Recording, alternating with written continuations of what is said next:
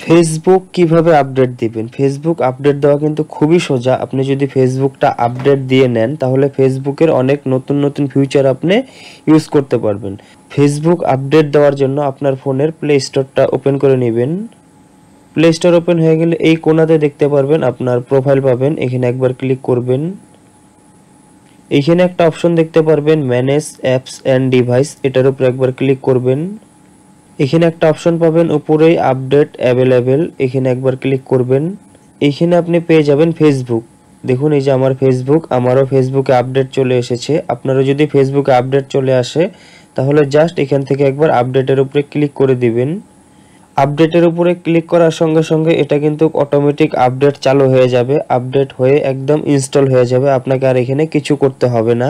তো এইখানে দেখুন এই যে সবার উপরেই দেখতে পাচ্ছি আমরা ফেসবুক আপডেট করে দিলাম, এখানে কিন্তু আপডেট চালু হয়ে গেছে।